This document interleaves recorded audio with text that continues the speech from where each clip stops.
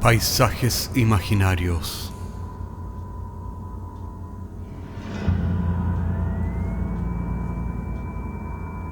Una producción Cortés Rojas.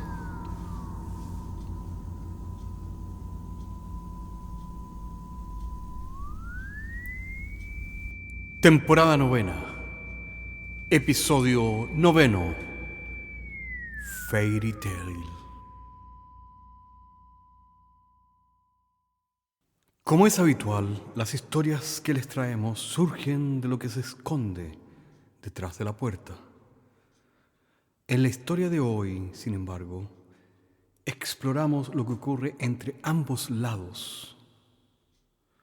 Y así descubrimos que a veces la puerta es una puerta hablando metafóricamente.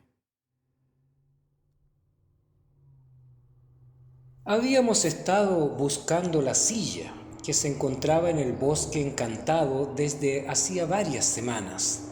De hecho, estábamos sorprendidos de cuánto tiempo nos había tomado llegar finalmente a ese lugar, ya que en teoría era de fácil acceso. Pero no. Después de conducir por varios días por un camino sin pavimentar, habíamos encontrado la senda que aparecía claramente marcada en todos los mapas, pero que en la práctica no era trivial de encontrar y mucho menos de seguir. Doblamos por ella para seguir por tal vez otros 10 o 15 minutos entre piedras y una calamina brutal bajo el chasis del jeep. Cuando llegamos al final de la senda, fuimos recibidos por el inconfundible olor acre de goma y plástico quemado que venía de los restos calcinados de 3 o 4 automóviles que habían sido rociados con gasolina y luego incinerados recientemente en el lugar. La visión de aquellos ennegrecidos esqueletos de metal era grotesca e intimidante. Fundamentalmente porque aquellos automóviles habían sido conducidos a ese lugar por personas como Alex y yo, que también conducíamos nuestro jeep en busca de la silla. Pero ya estábamos allí y no había lugar para dar vuelta atrás después de este largo viaje. A partir de aquel cementerio de vehículos inmolados había que continuar a pie por una senda angosta entre los árboles, rogando no ser sorprendidos por los incendiarios. Sean quienes fueran, nada bueno iba a ocurrirnos si no llegábamos a tiempo donde se encontraba la silla. Comenzamos a caminar por la senda en silencio, mientras íbamos pensando en todo lo que había ocurrido. Y era sumamente difícil no pensar en la última persona que había estado aquí antes que nosotros. Alguien que se había desvanecido antes de llegar a la silla, sin dejar más rastro que los restos de un vehículo incinerado. De cómo había ocurrido aquello y quién era el responsable, no teníamos intenciones de averiguarlo, aunque tenía mis serias sospechas de que se trataba del gobierno y no de la resistencia. Como Alex y yo no éramos parte de los grupos rebeldes o agentes del gobierno, en realidad no importaba quién era responsable, ya que las consecuencias para nosotros serían las mismas. Así que caminábamos tratando de confundirnos con el follaje a ambos lados de la senda para evitar a las fuerzas oficiales o a la guerrilla. Habíamos dejado el jeep estacionado al lado de otros vehículos, como si fuera un ritual ridículo. Alex había dejado el jeep abierto y la llave puesta en el contacto antes de que nos internáramos en el bosque, pensando en que de esa forma lo robarían en vez de incinerarlo. No dije nada, porque ya sabía que era lo más probable que le iba a ocurrir al jeep. y lo que posiblemente iba a ocurrirnos a nosotros. Y era que el jeep delataba a gritos nuestra presencia en aquella senda que estaba prohibida por el gobierno y era defendida con violencia por la guerrilla. Pero como ya dije, no había vuelta atrás y nos habíamos internado en el bosque sin darle más vueltas al problema. No había un sendero exacto a seguir, solo una vegetación algo más rala que indicaba por dónde antes había pasado alguien o tal vez algo, aunque en parte se perdía la huella por culpa de la hojarasca. Perderse en un bosque similar a este sería un problema serio, ya que no habíamos traído provisiones o agua. Pero en este bosque el perderse era tal vez el menor de los problemas y hasta quizás fuera una bendición. Al cabo de varios minutos, el sonido sordo de una explosión a lo lejos y luego el inconfundible aroma acre de plástico ardiendo confirmaron que nadie o nada se había tentado con las llaves para llevarse nuestro jeep. Apretamos el paso, ya que ahora nuestros perseguidores, quienes fueran, sabían de que alguien nuevamente estaba tratando de llegar a la silla. Comenzamos a correr por la senda hasta que finalmente nos encontramos en medio de un claro, rodeado por árboles vetustos, donde en el centro se encontraba la silla. Respiramos aliviados y sin detenernos nos aproximamos lentamente. Debíamos apurarnos, pero al mismo tiempo ser cautos al acercarnos, por si es que había algún tipo de trampas. Pero aparentemente parecía no haber nada fuera de lugar. La silla estaba tallada directamente en lo que quedaba del tronco de un árbol que había tenido un diámetro increíble y que seguramente se habría levantado por encima de todo el resto de los árboles del bosque hacia milenios. Pero el árbol ya no estaba allí, solo su base empotrada en la tierra que terminaba con la delicada forma tallada del respaldo y que asemejaba la hoja de un roble. Alrededor de la silla estaban los otros árboles como rindiéndole pleitesía, como el trono secreto de algún espíritu del bosque. Sabíamos que no había mucho tiempo. Alex se aproximó primero e intentó sentarse en la silla, pero no tuvo tiempo siquiera de darse cuenta de que moría, cuando desde detrás de uno de los troncos un dardo envenenado pasó silbando y se le clavó mortalmente en el cuello. La guerrilla había llegado antes de lo esperado a la cita, tal vez utilizando un atajo que no aparecía en los mapas o qué sé yo. No teníamos tiempo. Sabía que moriría como Alex, así que corrí hacia la silla tratando de evitar presentar un blanco a las cerbatanas. Dardos pasaban silbando alrededor mío, pero tuve suerte y logré llegar a la silla y sentarme, justo cuando uno de los dardos volaba directo hacia mi frente. Pero me senté justo a tiempo y el dardo que apuntaba directo entre mis ojos quedó detenido en el espacio frente a mi cara a una distancia de un palmo. Congelado frente a mí, respiré aliviado y miré a mi alrededor. Los sonidos de la guerrilla, del bosque y todos sus pájaros de pronto se habían congelado alrededor mío. Incluso el aroma a gasolina o el humo que venía de los autos había quedado petrificado en el aire, semejando una extraña voluta como si fuera de algodón. Estaba a salvo, pero también estaba atrapado. Sabía que el tiempo se había detenido, porque me encontraba en la frontera entre dos mundos con tiempos distintos, y al estar al mismo tiempo en ambos mundos, impedía a ambos relojes el ponerse de acuerdo.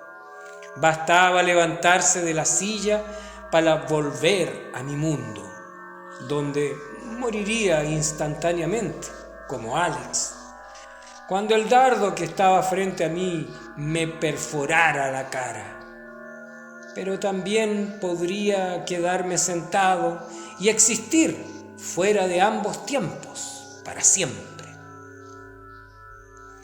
Estaba meditando qué hacer cuando de improviso, de la nada, se materializó al lado mío una figura masculina, casi humana, pero extremadamente alta e imposiblemente delgada, que vestía una larga túnica dorada. Me miró y me dijo: ¿cuál es la motivación de estar sentado en la silla? ¿De qué te ha de servir? Respondí: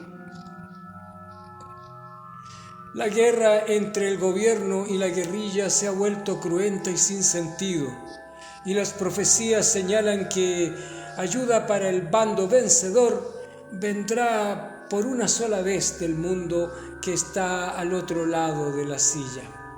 Numerosos intentos de ambos bandos de llegar primero a este lugar han fracasado, y las batallas se han vuelto mucho más cruentas entre las guerrillas y el gobierno. He sido el primero que he logrado llegar a la silla. Pido formalmente asilo y ayuda para concluir finalmente con la guerra. La figura me miró pensativa y dijo: bienvenido pues al reino de la dama. Mi nombre es Tanis y soy el alto visir de la dama. Asilo se te concede a este lado de la silla, pero tus días están contados al otro lado, ya lo sabes. Memento mori. Diciendo aquello, sacó de su bolsillo una varilla de madera, la agitó suavemente en el aire mientras decía algunas palabras en un lenguaje desconocido. Y de pronto me encontré a su lado mirando hacia la silla, donde una estatua que parecía de cristal y que era una semblanza perfecta de mí, estaba ahora ocupando mi lugar, mirando el dardo que flotaba paralizado frente a sus ojos. Como todos los seres humanos, tus días son finitos. Pero mientras estés a este lado de la silla, este último día podrá durar para siempre. Sígueme. Promesas son promesas. Y la profecía debe de ser correspondida. Te llevaré donde la dama. Lo seguí meditabundo. Tenía todo el tiempo del mundo para solucionar lo del conflicto. Pero en cuanto me sentara en la silla para volver al otro lado y terminar con la guerra, aquel dardo envenenado que ahora flotaba frente a mi estatua acabaría con mis días antes de poder compartir la solución y terminar con el conflicto. La ironía de Moisés: dirigir a su pueblo a la tierra prometida sin nunca poder llegar a ella. En medio de un suspiro y sin movernos de donde estábamos, Tanis me llevó hasta la corte de la dama. Sonreí maravillado, ya que todavía no estaba acostumbrado a la magia de las hadas. La dama estaba sentada en un trono de cristal. Su mirada reflejaba que me esperaba, como si supiera desde siempre que este momento llegaría. Me acerqué con paso respetuoso y me arrodillé frente al trono. La dama, luego de una pausa, me habló con una voz suave, pero a la vez segura. Y es así como finalmente un ser humano, cumpliendo con la profecía, ha venido por la ayuda que terminará con la guerra para siempre jamás. Hizo una pausa para luego proseguir. El destino ha querido jugarte una mala pasada. El venir a este mundo y sentarse en la silla te hace merecedor de la solución que ha de disolver la guerra, pero también te prohíbe que la puedas llevar a tu mundo sin que descubras cómo hacerlo sin morir. Toma. Tienes aquí el anillo con el poder de disolver para siempre la guerra. Ahora tienes toda la eternidad para descubrir cómo evitar la circunstancia de tu mortalidad. Diciendo esto, la dama se sacó el anillo de oro que llevaba en el anular de la mano derecha y me lo colocó en mi anular izquierdo. Luego me dijo: tienes ahora mi gracia por toda la eternidad para solucionar este acertijo y eres libre de disfrutarla por siempre a este lado de la silla. Estaba por agradecerle cuando de pronto ya no estaba más frente a ella. El bosque seguía en silencio y solo Tanis se encontraba al lado mío. Tenía el anillo, pero no podía usarlo sin algún tipo de artimaña. Le pregunté: la dama me ha entregado este anillo que, de acuerdo con la profecía, puede disolver para siempre la guerra. Me lo ha dado a mí, y si lo llevo de vuelta a la guerra, me va a disolver antes de que el anillo pueda disolver la guerra. ¿Es que no hay solución alguna a este acertijo? Tanis hizo una pausa y luego me dijo: como todo acertijo y profecía, existe una solución al problema que solo puedes tratar una sola vez y tienes que descubrirla tú mismo para hacerte merecedor del anillo. Tienes toda la eternidad para ello. Diciendo esto, desapareció, dejándome solo en el bosque, a este lado de la silla. Y así pasaron los días y los años, irrelevantes para mí. Cada día daba un paseo a este lado del bosque y me detenía a mirar con morbo la estatua de cristal que estaba sentada en la silla, en cuya frente flotaba por toda la eternidad aquel dardo envenenado que estaba destinado a acabar con mi vida. Cada día miraba la escena por varias horas y luego, descorazonado, seguía camino hacia otras partes de los dominios de la dama, en los que me encontraba con otros de sus súbditos, todos en túnicas e imposiblemente delgados, dedicados a todo tipo de actividades que no tenían en realidad mayor sentido para mí, ya que era un ser humano y no pertenecía a este mundo. Tal vez en otra oportunidad alguien contará de sus historias, pero yo no. Una tarde, milenios luego de que me encontrara por primera vez con la dama y me diera el anillo que iba a disolver la guerra de una vez por todas, me encontraba en mi rutina diaria mirando la estatua sentada en la silla y el dardo. Estaba mirando como siempre, cuando de pronto supe la respuesta.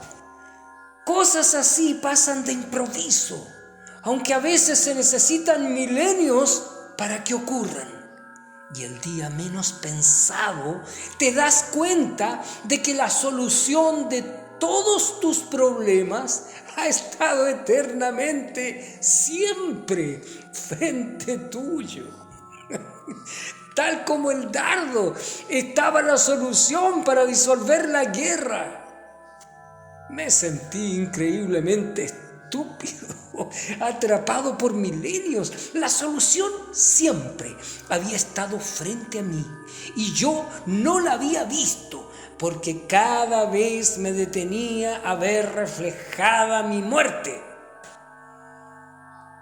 Todos aquellos eones me habían concentrado en mi muerte y nunca me había detenido a pensar en el dardo que representaba la guerra misma. Respiré hondo y caminé hacia la silla, la estatua y el dardo, flotando al frente de mi cara. Todo seguía tal como siempre, para siempre. Sin pensarlo dos veces, me volví a sentar en la silla, que hizo que la estatua desapareciera, mientras Tanis volvía a aparecer a mi lado. Me dijo: ¿estás seguro de lo que vas a hacer? Si es que fallas, el anillo volverá a la dama por siempre, ya que hay solo una oportunidad para disolver la guerra. Luego de este único intento, la silla y el puente entre nuestros mundos terminará también por siempre, como la guerra si triunfas, o como tu vida si te equivocas. Lo miré seguro y convencido de que sabía la solución. Le hice un gesto de despedida que Tanis devolvió con una sonrisa y me levanté de la silla. Y mientras el dardo volvía a cobrar vida con el tic-tac de los relojes, puse enfrente de mi cara el anillo. De esta forma, el dardo pasó limpiamente por el centro del anillo, desapareciendo, arrastrando con su paso al gobierno y la guerrilla, mientras el espacio y la realidad se plegaban hacia el centro del anillo. Había triunfado. Estaba de vuelta en mi universo y en mi tiempo, con el anillo de las hadas, y había disuelto la guerra. Pero lo que la dama o la profecía nunca aclararon era lo que realmente significaba mi triunfo y de lo que significaban humanidad y guerra, las dos caras de una misma moneda. Sí, estaba de vuelta y había disuelto para siempre la guerra de la única forma que era para siempre jamás. Por eso, ahora me encontraba completamente solo, al lado de las ruinas de la silla, sin gobierno, sin guerrilla, y una humanidad extinta que no podría nunca jamás el continuar con aquella guerra.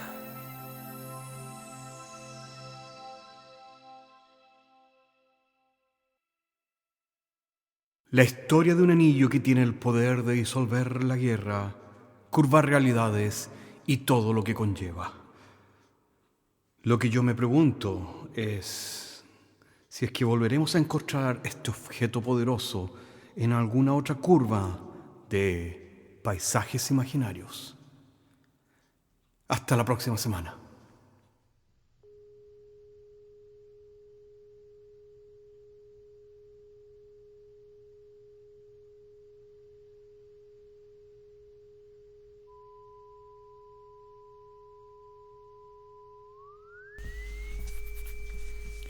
Paisajes Imaginarios es un podcast semanal que se distribuye con una licencia pública general.